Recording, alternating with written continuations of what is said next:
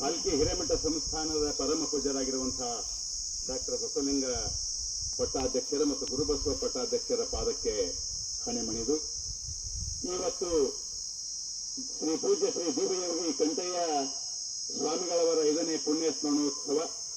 ಅಂಥ ಮಹಾನ್ ಯೋಗಿ ಸಂಸಾರದಲ್ಲಿದ್ದರೂ ಕೂಡ ಸನ್ಯಾಸಿಗಳಂತೆ ತಪಸ್ವಿಗಳಾಗಿ ಬದುಕನ್ನು ಕಳೆದಿರ್ತಕ್ಕಂಥ ಲಿಂಗೈಕ್ಯ ಕಂಠಯ್ಯ ಸ್ವಾಮಿ ಮತ್ತು ತಾಯಿ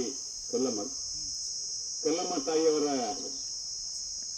ಪವಿತ್ರ ಪಾದಗಳನ್ನು ನೆನೆಯುತ್ತಾ ಇವತ್ತು ಈ ಒಂದು ಸ್ಮರಣೋತ್ಸವ ಸಮಾರಂಭದಲ್ಲಿ ಬಹಳ ಒಳ್ಳೆಯ ಒಂದು ಕಾರ್ಯಕ್ರಮವನ್ನು ನಮ್ಮ ಶಾಂತಯ್ಯ ಸ್ವಾಮಿಗಳು ಮತ್ತು ಅವರ ಅಣ್ಣನವರಾಗಿರುವಂತಹ ಶಿವಯೋಗಿ ಸ್ವಾಮಿಯವರು ಮತ್ತು ಅವರೆಲ್ಲ ದಂಪತಿಗಳು ಕೂಡಿಕೊಂಡು ಬಹಳ ಒಳ್ಳೆಯ ಕಾರ್ಯಕ್ರಮವನ್ನು ಇವತ್ತು ಹಮ್ಮಿಕೊಂಡ. ನಮ್ಮೂರಿನ ಉಚ್ಯ ಗ್ರಾಮದ ಎಲ್ಲ ಪ್ರತಿಭಾವಂತ ಮಕ್ಕಳಿಗೆ ಒಂದು ಒಳ್ಳೆಯ ಒಂದು ಪ್ರೋತ್ಸಾಹ, ಅವರು ಬೆನ್ನು ಚಪ್ಪರಿಸುವಂಥ, ಅವರಿಗೆ ಹುರಿದುಂಬಿಸುವಂಥ, ಅವರಿಗೆ ಪ್ರೇರಣೆಯನ್ನು ಕೊಡುವಂತಹ ಒಂದು ಕಾರ್ಯಕ್ರಮ. ಅದು ಸನ್ಮಾನ ಸಮಾರಂಭ, ಸತ್ಕಾರ ಸಮಾರಂಭ ಇಟ್ಕೊಂಡಾರ. ಈ ಒಂದು ಸಮಾರಂಭವನ್ನು ಈಗಾಗಲೇ ದೀಪ ಬೆಳಗಿಸುವುದರ ಮೂಲಕ ಕಾರ್ಯಕ್ರಮವನ್ನು ಉದ್ಘಾಟಿಸಿರುವಂತಹ ನಮ್ಮ ಉಚ್ಯ ಗ್ರಾಮದ ಹಿರಿಯರು, ನಿವೃತ್ತ ಕೃಷಿ ಅಧಿಕಾರಿ, ಕೋಆಪರೇಟಿವ್ ಬ್ಯಾಂಕಿನ ಸೆಕ್ರೆಟರಿ ಆಗಿ ಈಗ ವಿಶ್ರಾಂತ ಜೀವನವನ್ನು ಮಾಡ್ತಿರ್ತಕ್ಕಂಥ ಬಾಬುರಾವ್ ಪಾಟೀಲ್ರೆ. ಕಾರ್ಯಕ್ರಮದಲ್ಲಿ ಈಗಾಗಲೇ ನಮ್ಮ ಶಿವಕುಮಾರ್ ಅವರು ನಮ್ಮ ಸಂಬಂಧಿಗಳೇ, ನಮ್ಮ ಅಜ್ಜಿ ಮತ್ತು ಅವರ ಅಜ್ಜಿ ಅಕ್ಕ ತಂಗಿಯರು. ನಾನು ಸ್ಥಳೀಯ ತಗಲೂರು ಗ್ರಾಮದವನು, ನಾನು ಬೇರೆ ಯಾವ ದೂರಿನವನಲ್ಲ ಅಂತ ನಮ್ಮ ಶಿವಕುಮಾರ್ ಅವರೇ.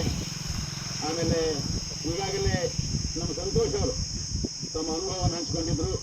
ಅವರು ನಮ್ಮ ಶರಣ ಸಾಹಿತ್ಯ ಪರಿಷತ್ತಿನ ಯುವ ಘಟಕದ ಅಧ್ಯಕ್ಷರು, ಬಹಳ ಉತ್ಸಾಹಿಗಳು, ಪತ್ರಿಕಾ ವರದಿಗಾರರು, ಬಹಳ ಸಮಾಜ ಸೇವಕರು ಅಂತ ಸಂತೋಷ್ ಅವರೇ.